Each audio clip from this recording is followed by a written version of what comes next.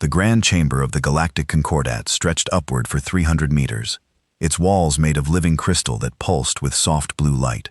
5 massive platforms floated in a circle around the center, each one holding the representatives of the galaxy's most powerful species. They had ruled known space for 50,000 years, and they ruled it still. Ambassador Elena Vasquez stood in the center of the chamber, a small human figure, dwarfed by the architecture and the beings around her. She wore the formal uniform of the United Earth Alliance, dark blue with silver trim, and she carried a data tablet that contained humanity's petition. Her hands were steady, but her heart pounded in her chest. This was the moment humanity had worked toward for 200 years. "Honorable Council," she began, her voice amplified by the chamber's acoustics. "I come before you today to request that humanity be granted full membership status in the Galactic Concordat. We have met all the requirements outlined in the probationary agreement. Our technology has advanced. Our worlds are peaceful and productive. We have contributed to concorded trade and science. We ask now to be recognized as equals among the great civilizations of the galaxy." On the first platform, the Vexari stirred. They were tall and thin, with gray skin that seemed to shimmer in the light. Their eyes were large and completely black without pupils or whites. Overseer Thielquin leaned forward, and when she spoke, her voice seemed to come from inside Elena's head rather than from her mouth. "Equals." The word dripped with amusement. "You have existed in space for barely 2 centuries. We have records older than your entire civilization. You call this equality." From the second platform, a Lumenshar representative spoke. The Lumshar were beings of living crystal, their bodies geometric and perfect, refracting light into rainbow patterns.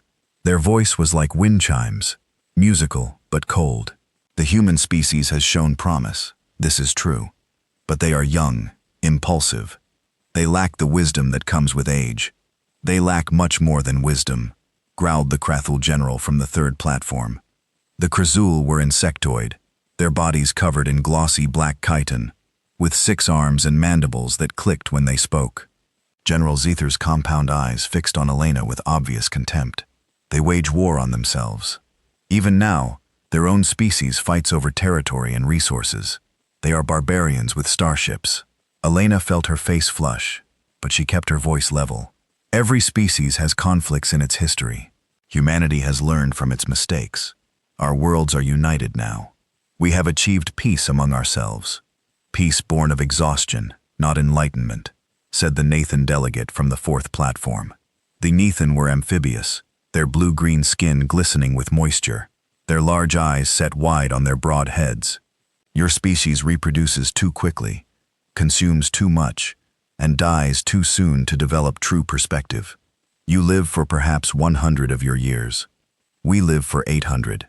How can you understand the long view?"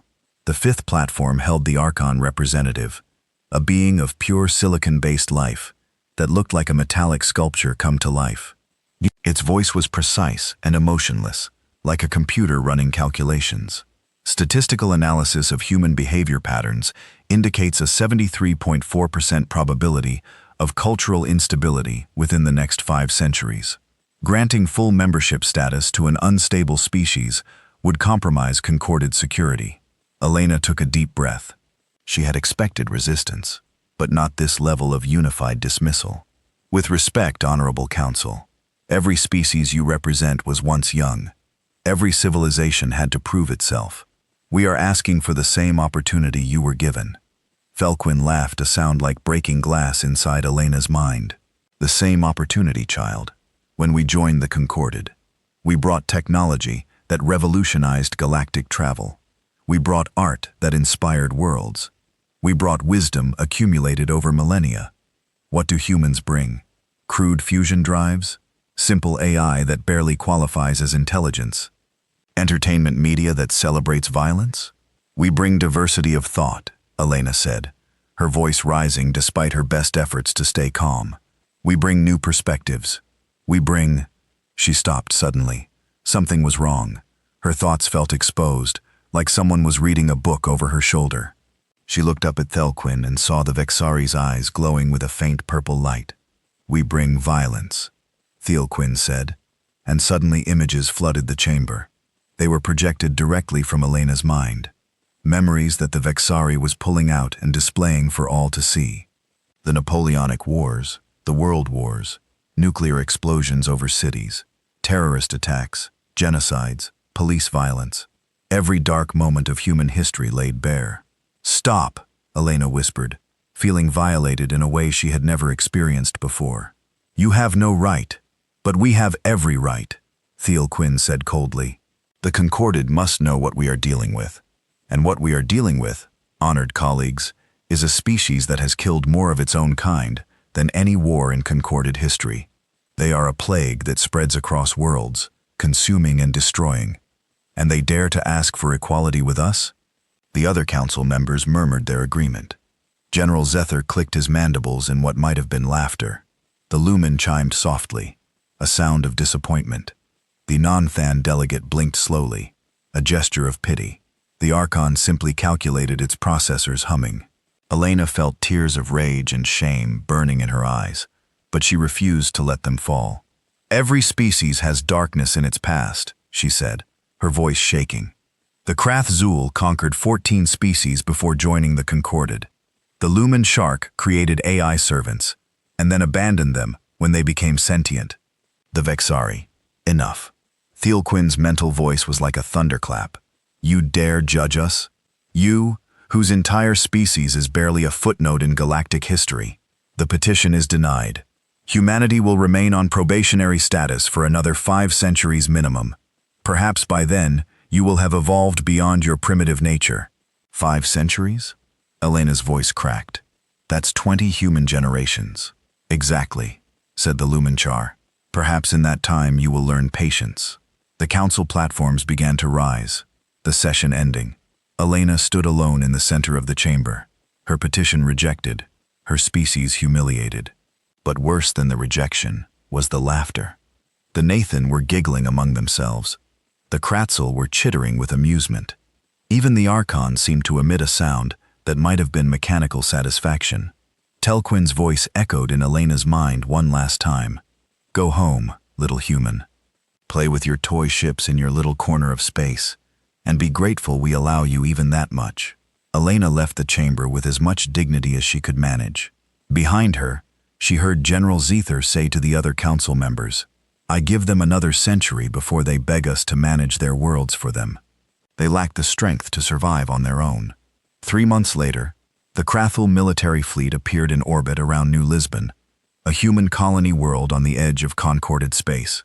The colony was home to 4 million people, most of them farmers and miners who had left Earth to build a new life among the stars. General Zether himself led the attack. His flagship, the Conqueror's Mandible, was 3 kilometers long and bristled with plasma cannons. It was accompanied by 200 smaller warships, each one more powerful than anything in the human defense fleet. The colonists sent out desperate distress calls. They had no military presence, just a handful of system patrol ships meant to chase away pirates. The Krafsul ignored all attempts at communication and opened fire. The bombardment lasted 6 hours. Cities burned. The orbital stations were destroyed. Ships trying to evacuate were shot down. When it was over, New Lisbon was a graveyard. 2 million people were dead. The survivors huddled in underground shelters, waiting for rescue that came too late. 5 more colonies were hit over the next 2 weeks. Not all were destroyed as completely as New Lisbon, but the message was clear. Humanity was prey, and the Krarazul were hunters. Admiral Marcus Chen watched the reports from his flagship, the UEA's Defiant, humanity's largest warship. It was 800 meters long and carried the most advanced weapons humans had developed. It was nothing compared to the Krarazul fleet. Marcus was 60 years old, with gray hair and eyes that had seen too much. He had a daughter on New Lisbon. Her name was Jennifer, and she was a doctor. She had 2 children of her own, Marcus's grandchildren. They were 3 and 5 years old. All of them were dead now. Marcus read the casualty reports with trembling hands. Then he read the response from the Concorded Council. It was brief and dismissive. The attack on New Lisbon and the other colonies was classified as a minor border dispute. The eBay Council suggested that humanity exercise better judgment in colony placement and avoid antagonizing. establish powers. There would be no justice, no protection, no consequences for the craft Zul. Marcus Chen was not a man given to emotional displays, but he wept that night in his private quarters. He wept for his daughter and his grandchildren. He wept for the millions of humans who had died because they were considered unimportant by the galaxy's rulers.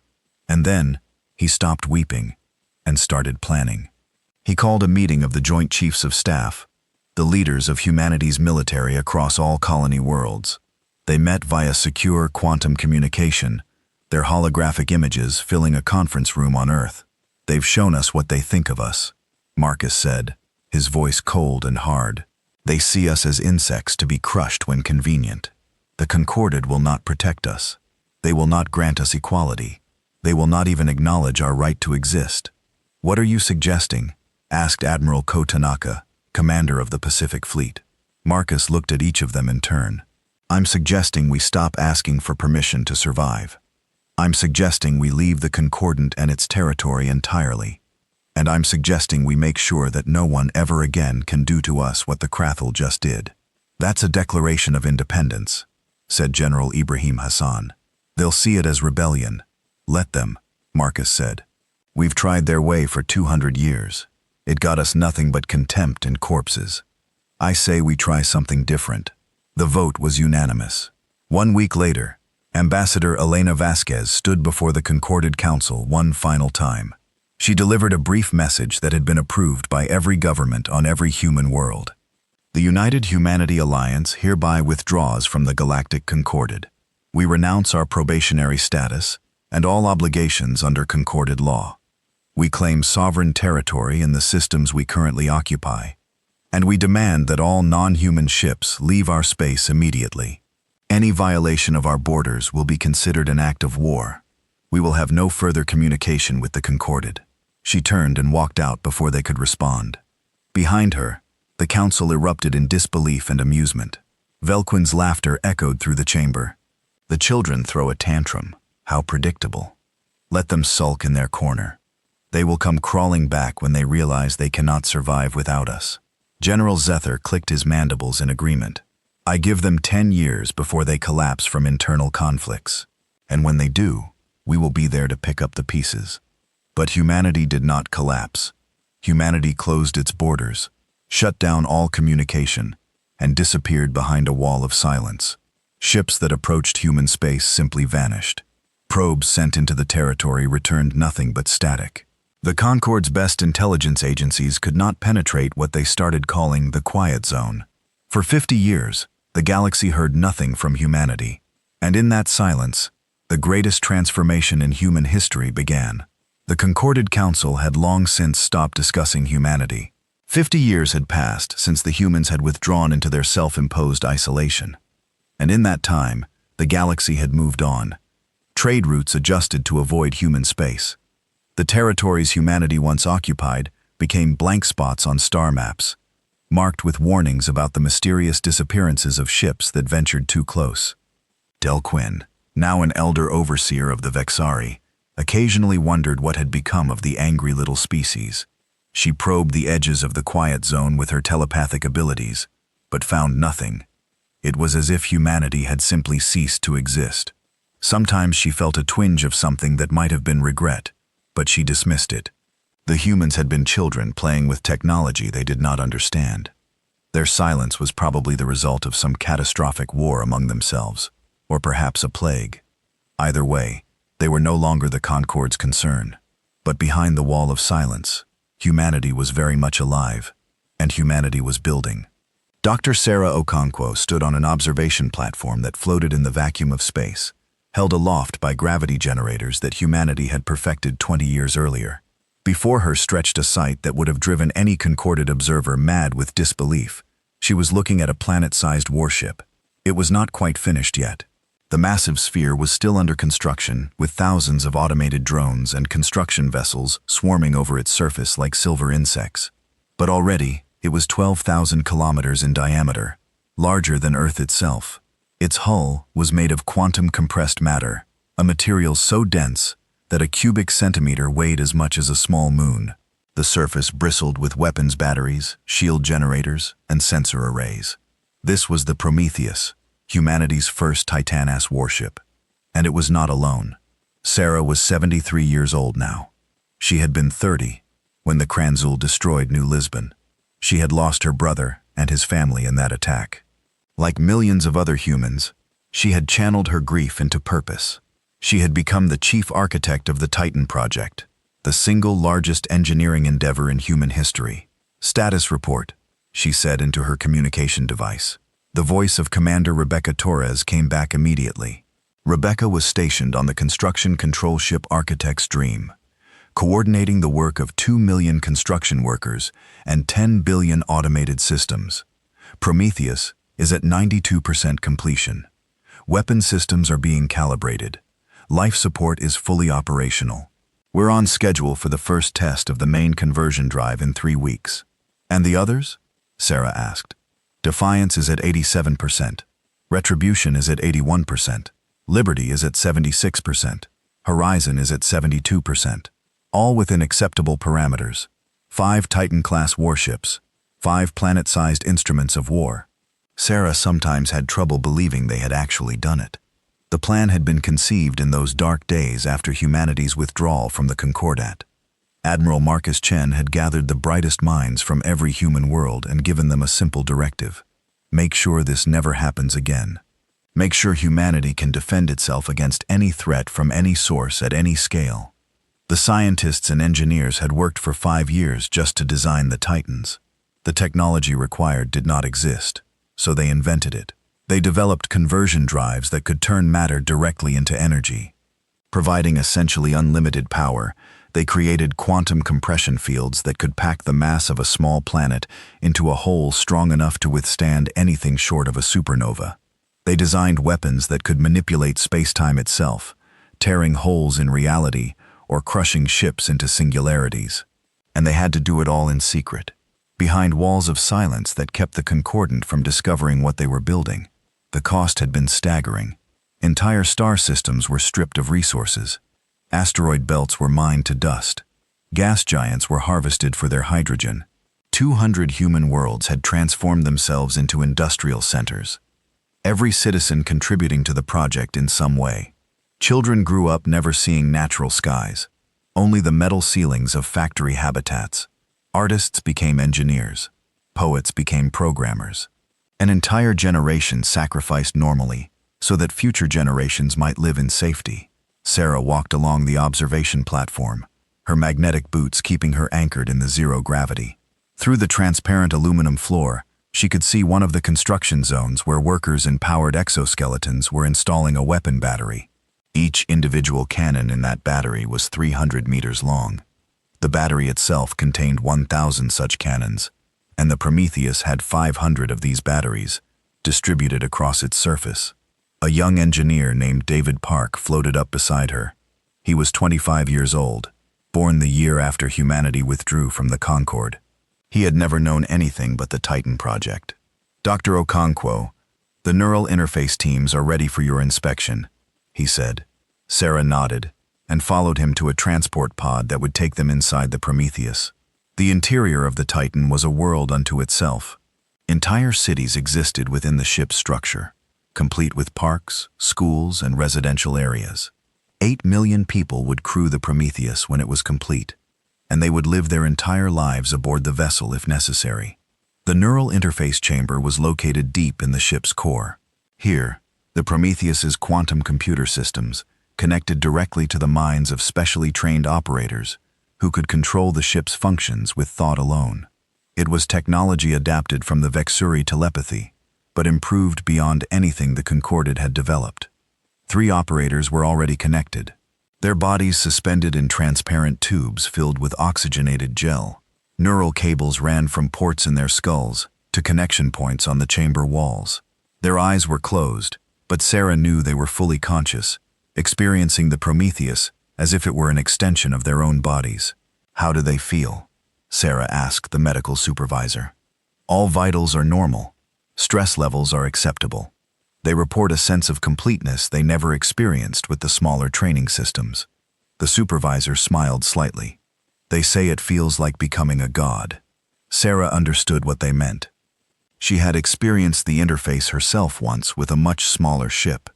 The sense of power was intoxicating. Every weapon at your mental command, every sensor feeding you information, the ability to move something the size of a planet with a thought. It was dangerous in its way. They had lost 3 operators in the early days who could not handle the psychological weight of that much power, and went mad. But these 3 were stable. They had been selected from thousands of candidates, and trained for years. They were ready. Admiral Marcus Chen arrived at the Prometheus construction site 2 weeks later. He was 89 years old now. His body kept healthy by medical treatments that could extend human life to nearly 200 years. But he looked every one of his years. His hair was white, his face lined with deep wrinkles. He had spent half a century preparing for war. Sarah met him at the main docking port. They embraced briefly. Old friends who had worked together for decades. "It's magnificent," Marcus said, looking around at the interior of the ship. They were standing in a main corridor that was 50 meters wide and stretched for kilometers. Electromagnetic trains rushed past, carrying personnel and equipment. "It's monstrous," Sarah corrected. "We've built 5 planet-sized weapons of mass destruction. Sometimes I wonder if we've become the very thing we feared." Marcus looked at her steadily. "We've become what we needed to become. The galaxy showed us that mercy is weakness, that peace is impossible with those who see us as insects. We tried their way. Now we try ours." They walked to the command center located in what would be called the bridge on a smaller ship. But this was no bridge.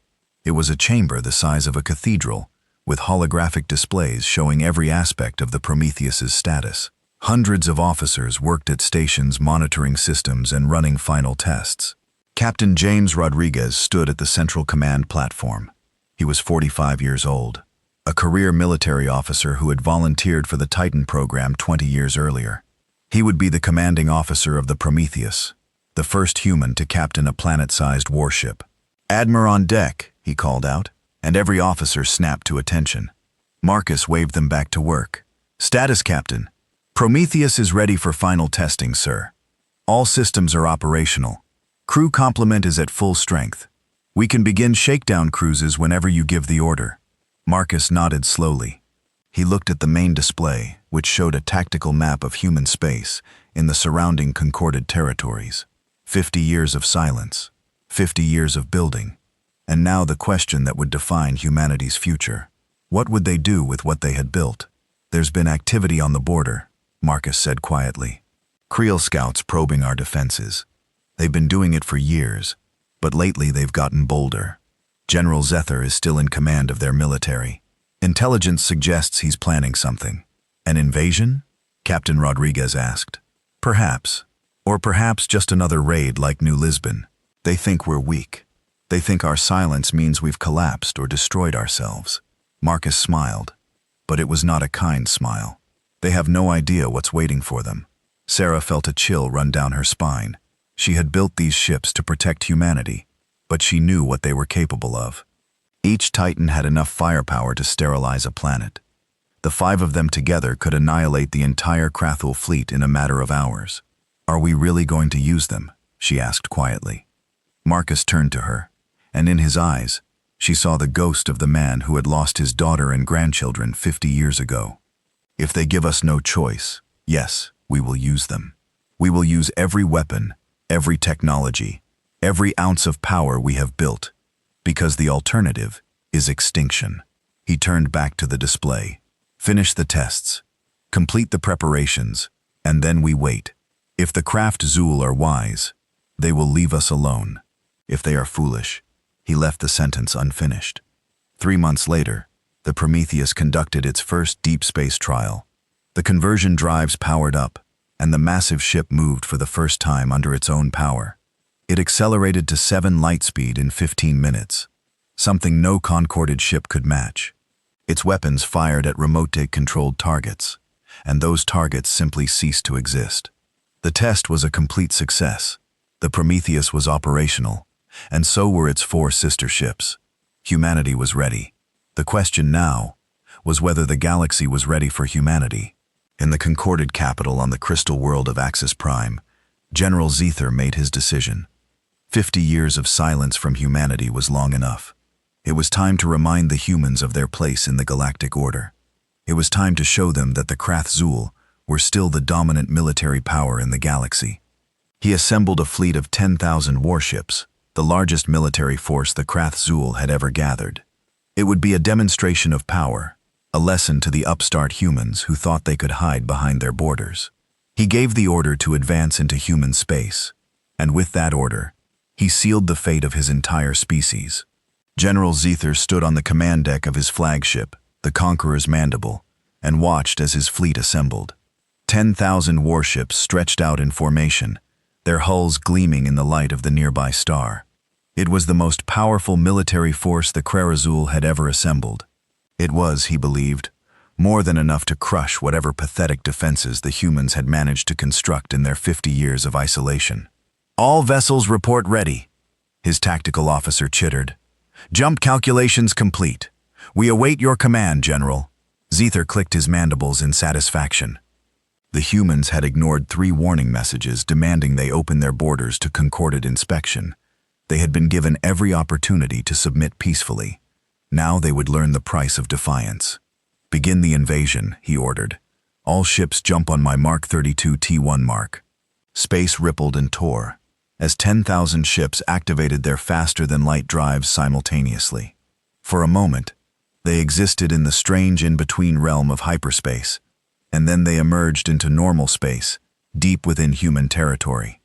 Zethor's sensors immediately began scanning for the human defense fleet. He expected to find a few hundred ships at most, outdated vessels with primitive weapons. What he found instead made his blood run cold. "Sir," the sensor officer's voice was trembling, "I'm detecting a massive object directly ahead. Distance, 200,000 kilometers. A space station?" Zether asked. "Destroy it, sir."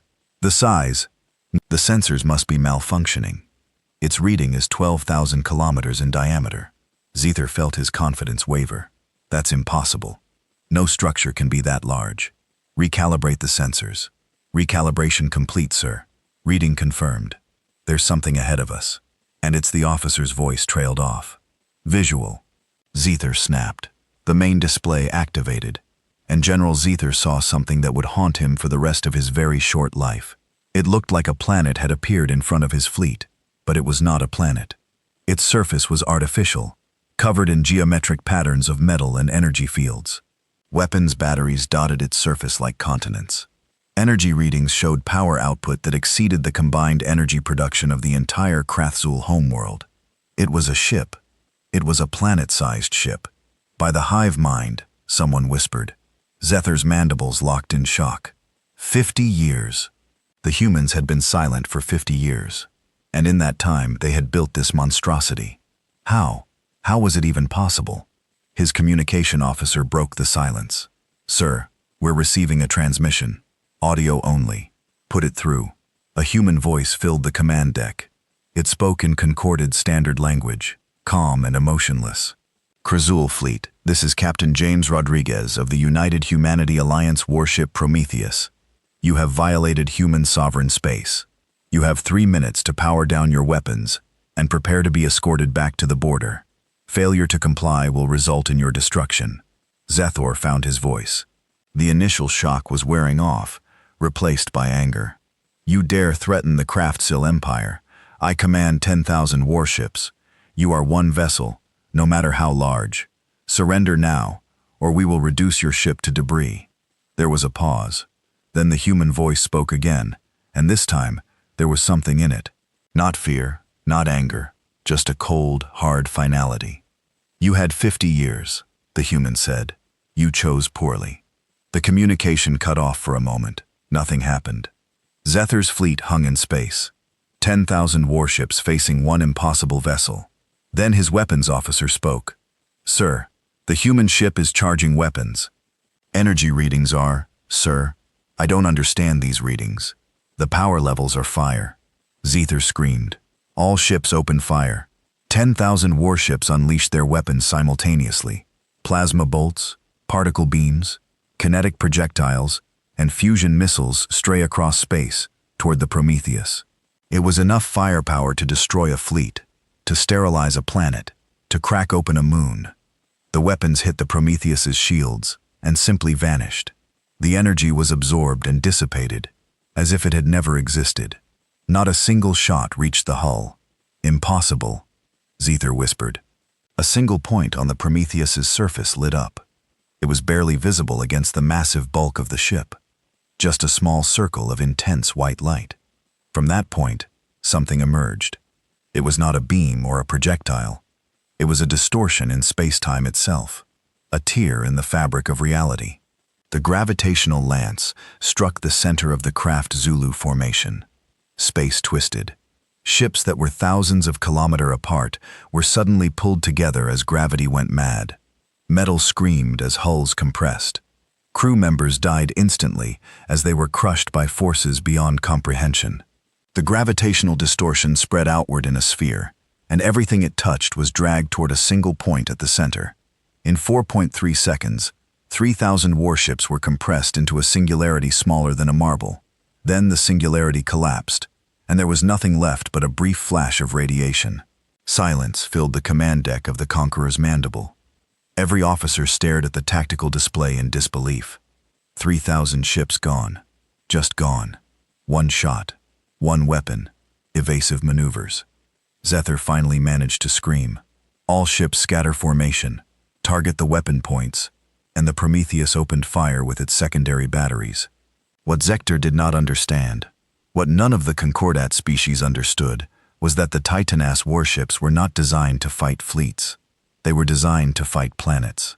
The secondary batteries that now activated were point defense systems meant to shoot down asteroids and orbital debris. Each battery contained 1,000 cannons. Each cannon fired a bolt of concentrated energy, equivalent to a small nuclear explosion. 500 batteries opened fire. 500,000 energy bolts filled space. They struck with perfect accuracy, guided by targeting computers that could track a grain of sand at light-second distances. Krasil warships exploded by the dozens, then by the hundreds. Shields overloaded instantly. Hulls vaporized. Entire ships simply ceased to exist. The Krath-Zul fleet tried to fight back. They were brave, these insectoid warriors. They had conquered worlds and crushed rebellions. They did not flee. They turned their ships toward the Prometheus and charged, firing every weapon they had. It made no difference. The Prometheus's point defense systems tracked every incoming shot and destroyed it before it reached the shields. Meanwhile, the secondary batteries continued to fire. The tertiary batteries activated smaller weapons designed for close-range defense. Even these were more powerful than the main guns on Concorded capital ships. Captain Rodriguez stood on the command deck of the Prometheus, watching the battle through holographic displays. He felt no joy, no satisfaction, only a cold sense of duty. His neural interface allowed him to feel every shot the Prometheus fired, every enemy ship destroyed. It was like being a god of war, omniscient and omnipotent. Admiral Chen gave them a chance, he said quietly to his first officer. They chose this. The battle, if it could be called that, lasted 47 minutes. When it was over, 9,999 cruel warships were destroyed. Only one remained, the Conqueror's Mandible. Captain Rodriguez ordered the firing to stop. He opened a communication channel to the Kranzo flagship. General Zither, I presume you're still alive. Good. I'm letting you live for a reason. You're going to take your ship back to the Concorded capital. You're going to show them the recordings of this battle, and you're going to tell them that humanity has 5 of these ships. Do you understand? Zither's voice was barely a whisper. I understand. One more thing, Rodriguez said. Tell them that we remember New Lisbon. Tell them that we remember every colony your people destroyed. Tell them that we've been quiet for 50 years, but we have not forgotten. We will never forget. He cut the communication and gave the order. The Prometheus's tractor beams engaged, grabbing the Conqueror's Mandible and physically throwing it toward the border. The Krath-Zul flagship tumbled through space, its engines too damaged to correct course, but its life support and recording systems intact. In the command deck, Rodriguez sat down heavily. His hands were shaking. He had just killed hundreds of thousands of beings. It was necessary. It was justified, but it was not easy. Send a message to Admiral Chen, he said. Tell him that Prometheus has successfully defended human space. Tell him, he paused. Tell him that the galaxy is going to know what we've become. The recording of the battle reached the Concorded Council 3 days later. General Zether transmitted it from his damaged flagship, along with his full tactical analysis. The council gathered an emergency session. Representatives from all 5 major species present. They watched in silence as the Prometheus destroyed the Krathiel fleet. They watched one single ship, annihilate 10,000 warships in less than an hour. They saw weapons that bent space-time, shields that were impenetrable, and power levels that exceeded anything in concorded technology. When the recording ended, the chamber was silent. The Quinn was the first to speak. Her telepathic voice was weak, trembling with fear. This cannot be real. The humans do not have this technology. They were children. They were primitive. The Archon representative ran calculations on his internal processors. Analysis indicates the recording is genuine. Probability of forgery, 0.003%. The humans have developed technology that exceeds our own by several orders of magnitude.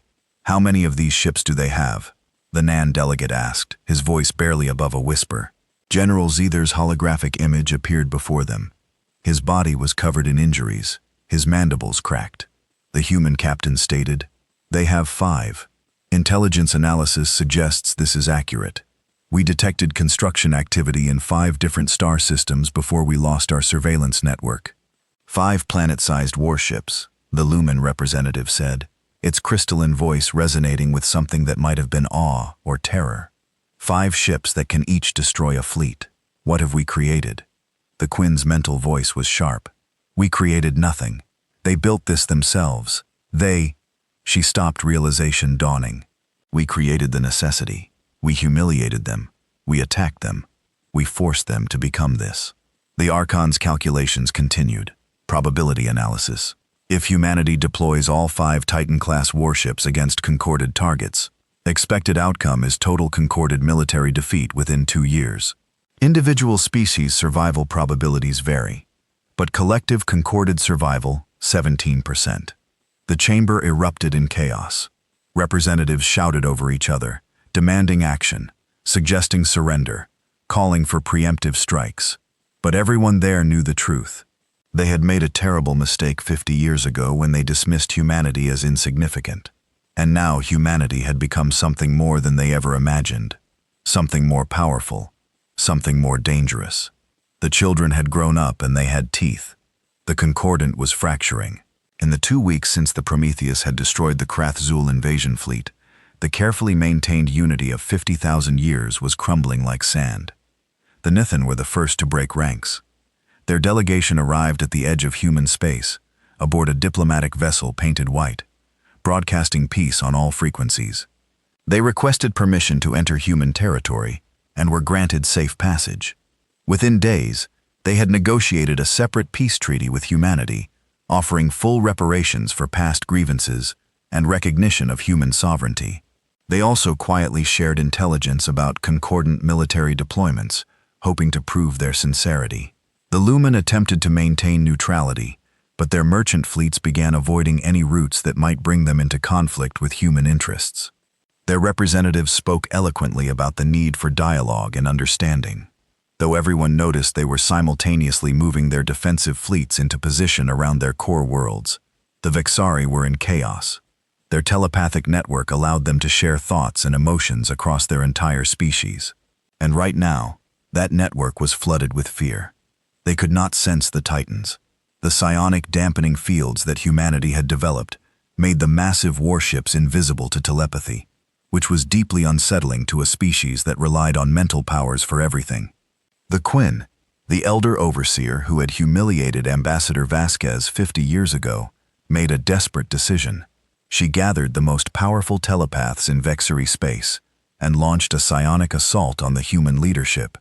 It was a technique they had used before to paralyze enemy commanders, forcing them to surrender without a shot being fired. The assault was targeted at Admiral Marcus Chen, who was known to be the architect of humanity's military buildup. The Vexari telepaths linked their minds and struck across the vast distances of space, focusing their combined willpower like a spear aimed at Chen's consciousness. The assault hit the neural shielding that every human military officer now carried as standard equipment. The psionic energy rebounded, amplified, and reflected back at its source. 17 Vexari telepaths died instantly, their brains burned out by their own reflected power. Thielquin herself survived, but was left catatonic, her mind shattered by the backlash. The Vexari realized with horror that humanity had developed defenses against their greatest weapon, and those defenses could be turned into weapons themselves. The Archons, ever logical, ran their simulations and concluded that resistance was mathematically futile. They began preparing proposals for peaceful coexistence, calculating the optimal terms that would ensure their survival. Only the Krath Zul refused to accept the new reality. General Zether had been removed from command, deemed too damaged psychologically to lead. His replacement, Commander Rickel, called for total war. He argued that the Titans, while powerful, could be destroyed through coordinated attacks. He claimed that Krathul honor demanded they fight to the last warrior, rather than submit to humans. The other concorded species listened to these declarations with growing unease. The Krathul wanted to drag them all into a war that could not be won.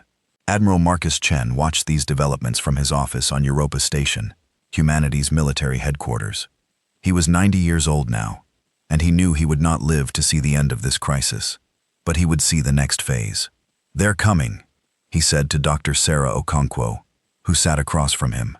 "All 5 Titans. They'll be here in 6 hours." Sarah nodded. She looked tired. They all did. Building the Titans had been exhausting. Using them was proving even more difficult. "Are we really going to do this? Park them in orbit around the concorded capital?" "Yes," Marcus said simply. "We need to make it clear that we could destroy them all, but we're choosing not to. Fear alone won't keep the peace. They need to understand that we're offering them a choice, and if they choose wrong..." Marcus was quiet for a long moment. "Then we do what we built these ships to do. We end the threat permanently." The 5 Titan-class warships emerged from FTL travel at the edge of the Axis Prime system, the capital world of the Galactic Concord. Their arrival sent shockwaves through every sensor network in the system. 5 planet-sized warships, each one capable of destroying a fleet, now hung in space like harbingers of apocalypse. The Prometheus, the Defiance, the Retribution, the Liberty, and the Horizon. Together, they represented the sum total of humanity's rage, fear, and determination. Together, they had enough firepower to sterilize every inhabited world in the Concord. Captain Rodriguez commanded the Prometheus, while the other 4 Titans had their own captains, each one carefully selected and trained. But the overall mission commander was Admiral Marcus Chen, who had traveled to the Prometheus specifically for this moment. "All ships, move into orbital position," Marcus ordered. "Formation Delta 7. I want them to look up and see nothing but our hulls." The 5 Titans moved into orbit around Axis Prime, positioning themselves so that their massive bulk blocked out the system's sun. On the planet below, day turned to artificial night as the ships blotted out the light. It was a demonstration of power, but also a message. We control whether you live in light or darkness. The Concorded Council convened in their chamber, but this time they could see the Titans through the transparent crystal walls. The massive ships hung overhead like moons made of metal and menace. A communication request came from the Prometheus. The Council accepted, and Admiral Marcus Chen's hologram appeared before them. He was an old man bent with age, but his eyes were sharp and cold.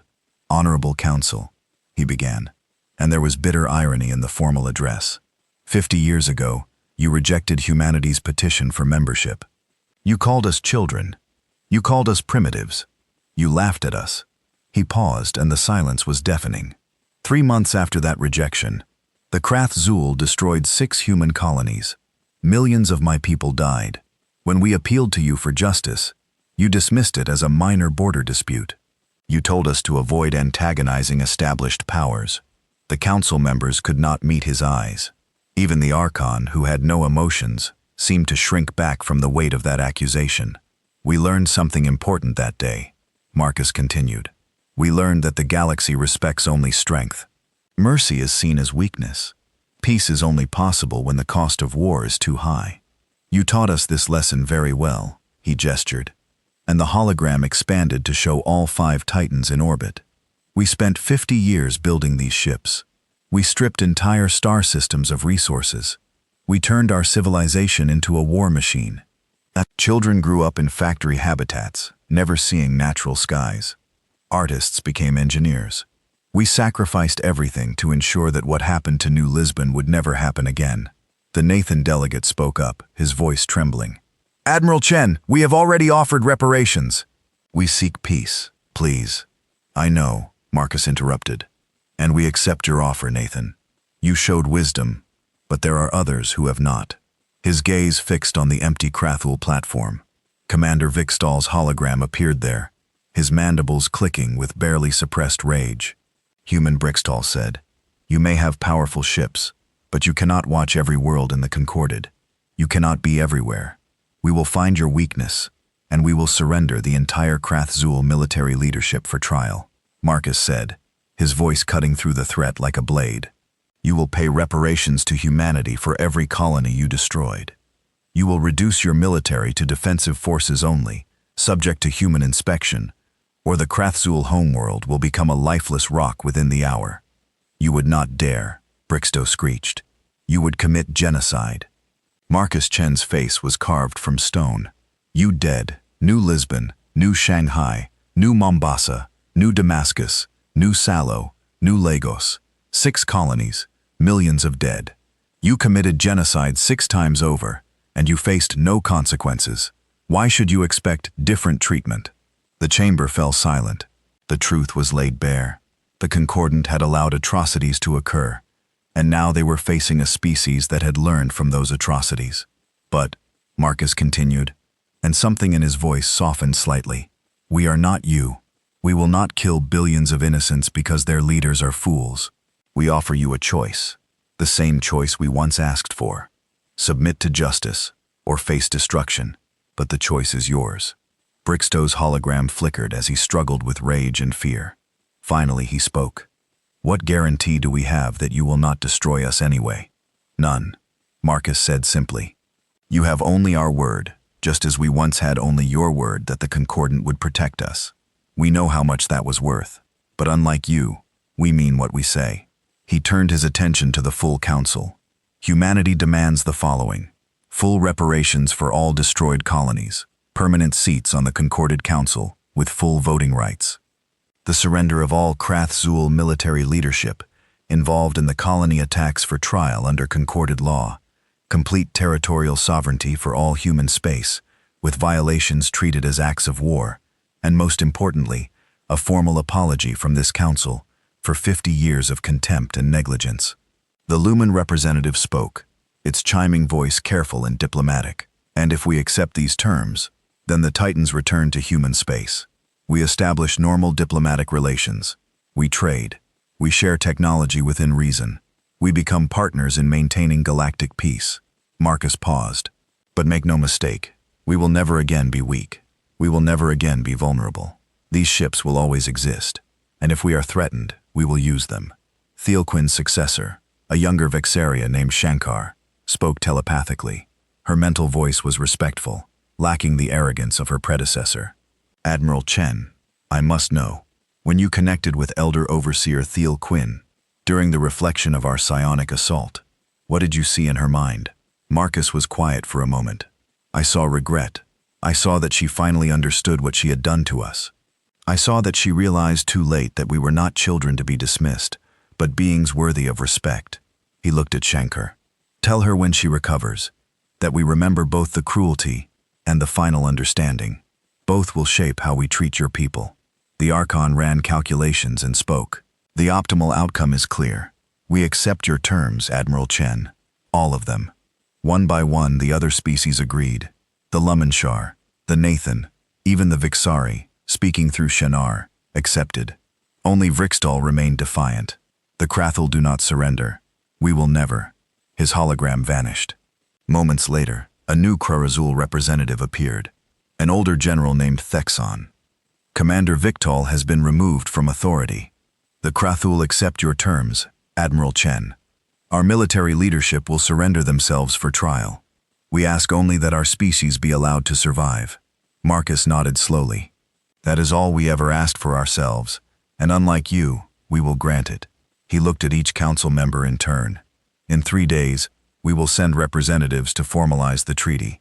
Until then, the Titans remain in orbit, not as a threat, but as a reminder. The galaxy has changed. Power has shifted. Learn from this, as we learned from you. Respect is earned, not given, and those who forget this lesson will face the consequences.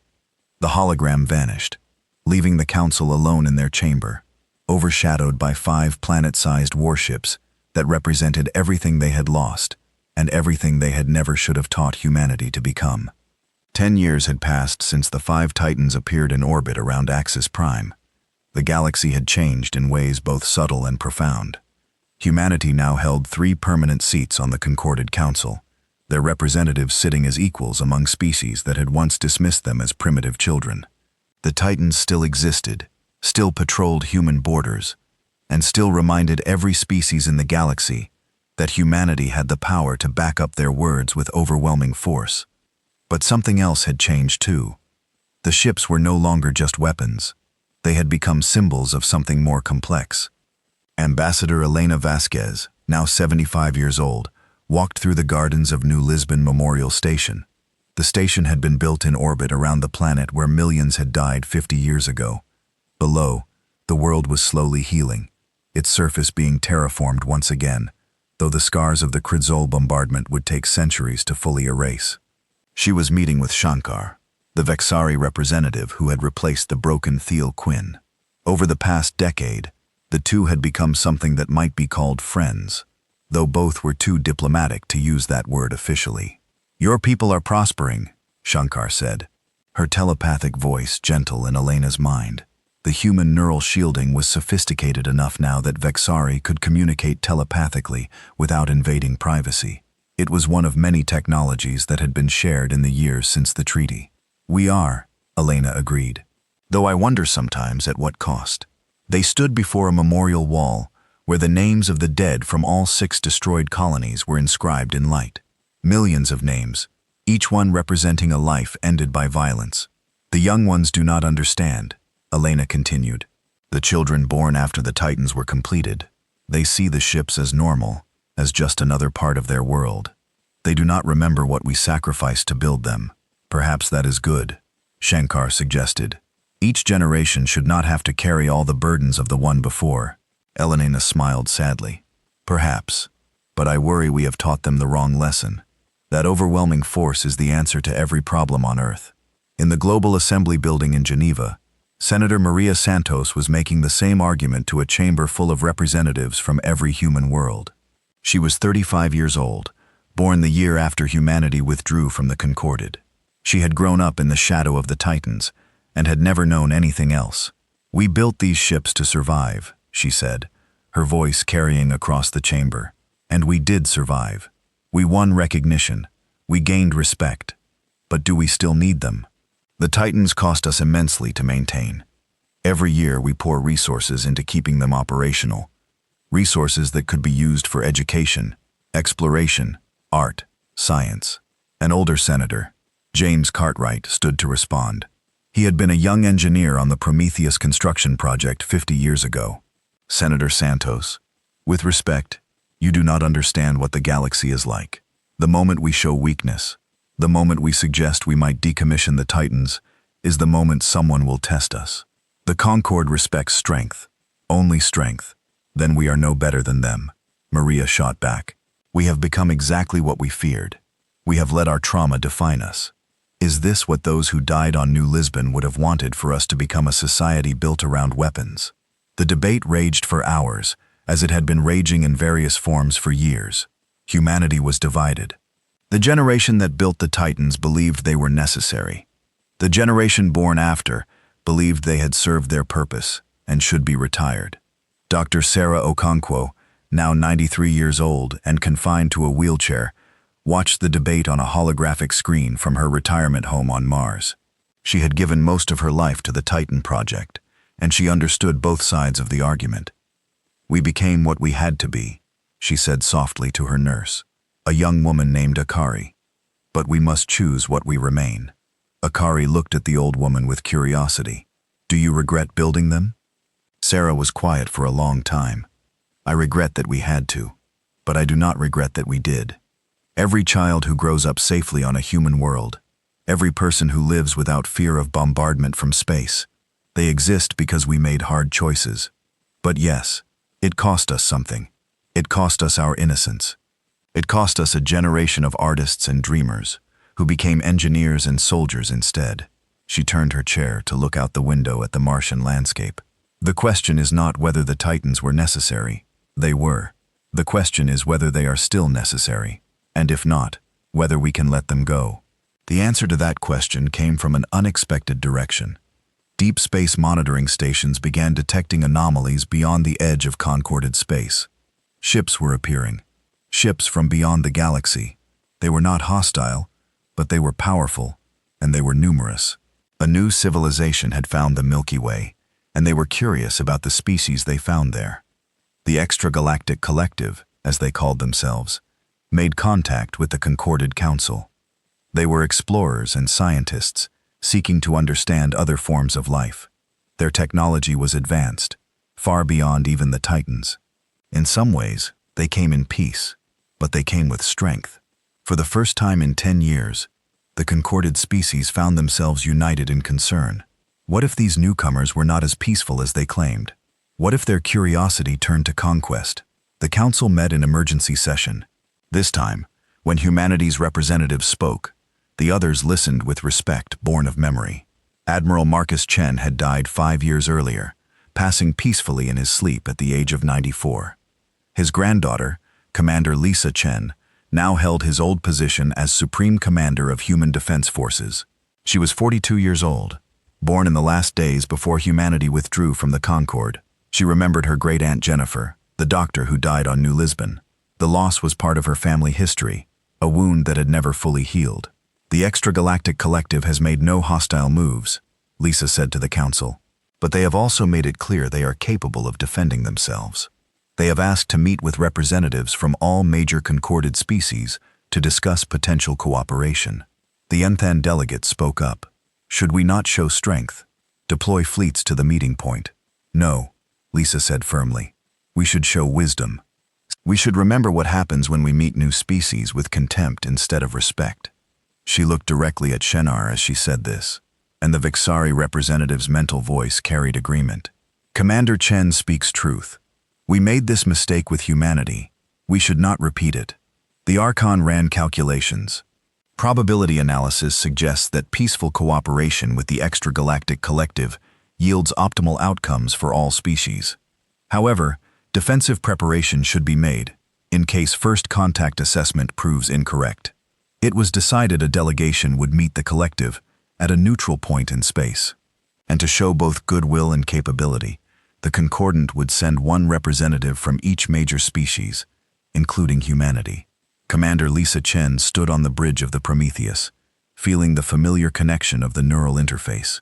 She was not Captain Rodriguez, who had retired 5 years ago to write his memoirs and teach at the academy. She was the new generation, raised in the shadow of these massive ships now commanding one. The Prometheus moved through space toward the meeting point, and with it came something unexpected.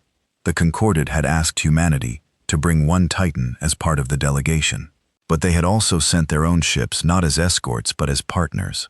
A Luminar science vessel, a Nethan diplomatic ship, a Vexari telepathic relay station, even a Krazul observer vessel, small and humble, a far cry from the massive fleets that had once invaded human space. On the observation deck, Lisa found an unusual gathering. Human crew members stood alongside Nan engineers, Luminshar scientists, and even a few Vexari telepaths who had volunteered to serve on the Prometheus. It was a sight that would have been impossible 10 years ago. Commander, said a Lumen scientist named Crystalline Dawn over mountains, its crystalline voice chiming softly. The Extragalactic Collective ships are within sensor range. They are impressive.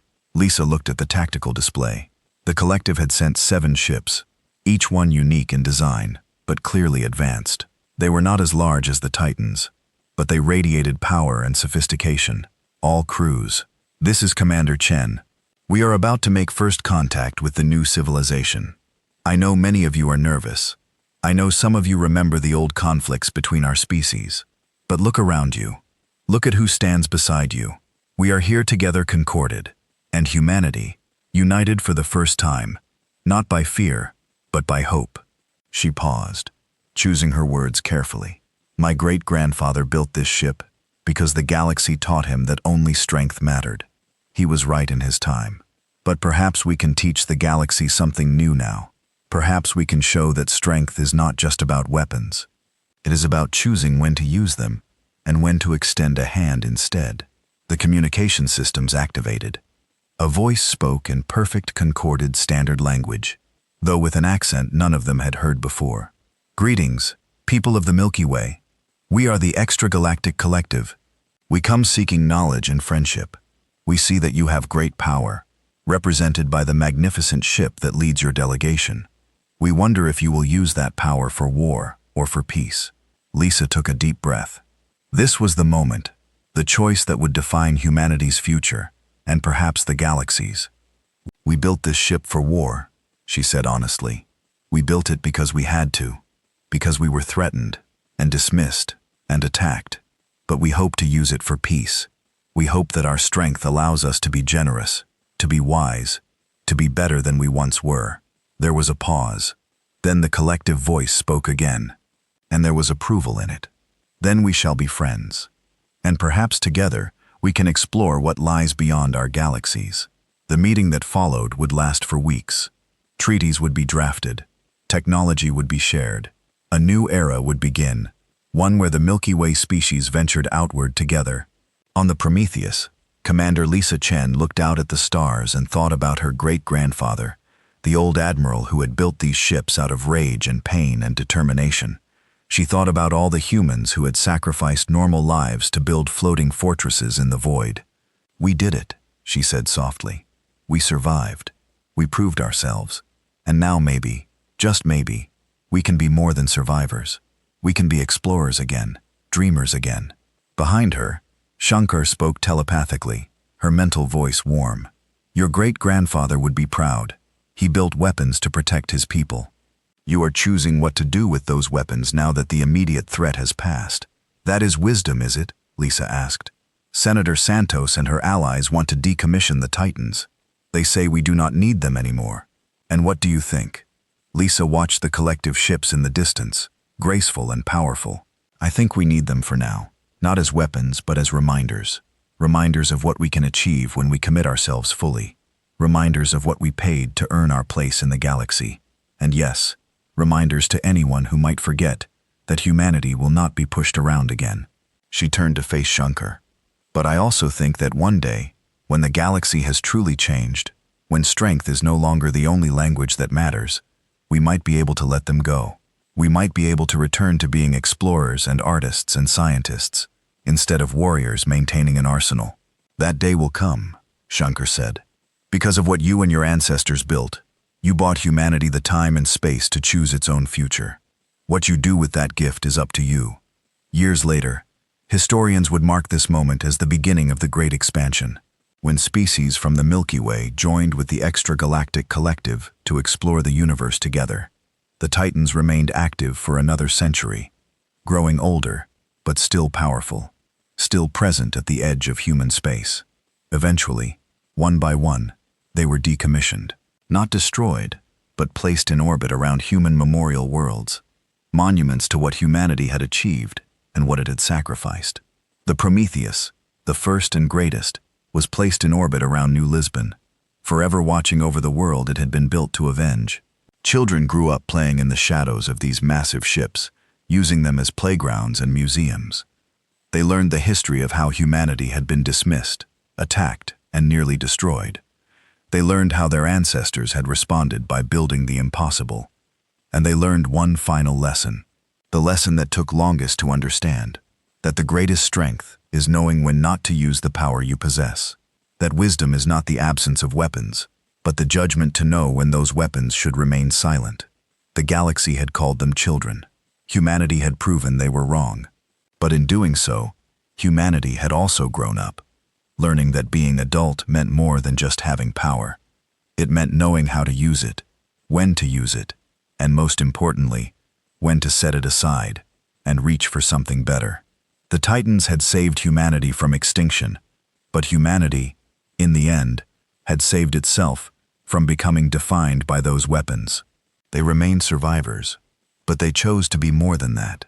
They chose to be builders, explorers, artists, and dreamers once again. And in that choice, they finally became what they had always asked to be recognized as, equals among the stars, not because of the weapons they wielded, but because of the wisdom they had earned.